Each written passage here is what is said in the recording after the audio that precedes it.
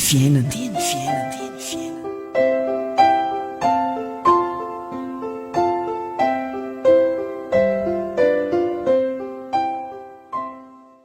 koa samy hotsaraiko araka ny ataonareo avy ianareo ry taranak'Isiraely hoy Jehovah Tompo.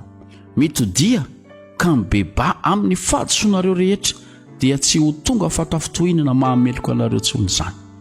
Amen. Ezekiela 12:20 ny 9:30.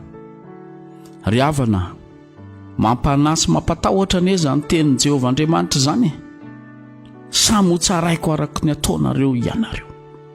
Fantarinao zay miaino zao teny fiainana zao, tsy ny zanak'Israely tamin'izany fotoana zany ihany no itenenan'Andriamanitra io hoe ho tsarain'Andriamanitra araka ny ataony. Ianao zay miaino zao tenin'Andriamanitra zao ao anatin'izany indrindra indrindra, ho tsarain'Andriamanitra araka ny ataonao ianao. Inona ny nataonao maly, inona ny nataonao fakimaly, inona ny nataonao taraka nandritry ny androm-piainanao, ho tsaran'Andriamanitra araka izany anie ianao e. Ny ahafahanao miala amin'izany fitsarana mahery vaika an'Andriamanitra izany dia zao hoy ny tenin'Andriamanitra: mitodiha ka mibebaha. Io no ahafahanao miala amin'izany fitsarana tsy misy famindram-potsony zany amin'ny andro farany zany. Dia ny fitodihanao amin'Andriamanitra deny zao ianao mbola velona izao, sy ny firosoanao amin'ny lalam-pibebahana, izay no lalana andrasan'Andriamanitra aminao. Mbola tiantsika ny Andriamanitra ry havana, mbola mamindra fo amintsika ny izy, fa tsy nataony androany dia androany io tenin'io hoe ho tsaraiko araka ny ataonao ianao, fa raha androany izy no hitsaranao araka ny ataonao, moa va mbola afaka iaino tenin'Andriamanitra ianao io zao, tsy fanatsipy any amin'ny elo. Fa zao mbola be famindrampo izy, mbola misy ny andro havelomanao izay antsony ianao mba hitodika, hibebaka, hifona eo anatrehany.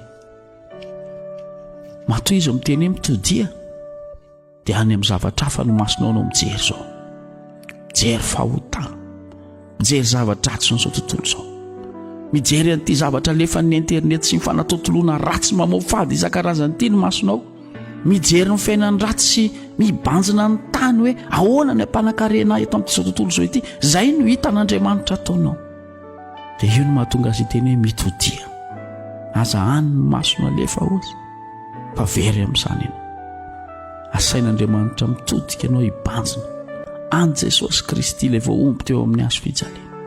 Izy no hany famindrampo, izy no hany fanantenana ho anao raha eto an-tany. Izy no mahatonga anao tsy ho atsipy any amin'ny farimy rehetra hafa, mangataha famindrampo, velary eo anatrehany fahadisoanao rehetra, ka mitenena amin'ny manao hoe mamindrafo amiko Tompo, fampanota tsy miendrika anao dia iantsony ianaranao azy. Ho an'ny olona mibebaka marina amin'ny fahadisoany ry havana dia zao tsy ho tonga fahatafintohinana mahameloka azy tsony izany fahadisoana sy fahotana zany. Ny dikan'izany dia zao tsy ho tsarovan'Andriamanitra tsony ilay fahotana. Ilay fahadalanao ny tenenan'Andriamanitra io mbola ho tsaraiko araka izany ianao, tsy ho tsarovan'Andriamanitra tsony zany, satria efa mibebaka ianao, efa mifona. Noho izany dia fotoana androany ry havana, zao maraina zao fotoana fiverenana amin'Andriamanitra, fitodihana amin'i Jesosy Kristy, mba hahita fiadanana ianao eo ampamakivakiana ity fiainana ity mandra-pahatonga ny andro farany. Amen.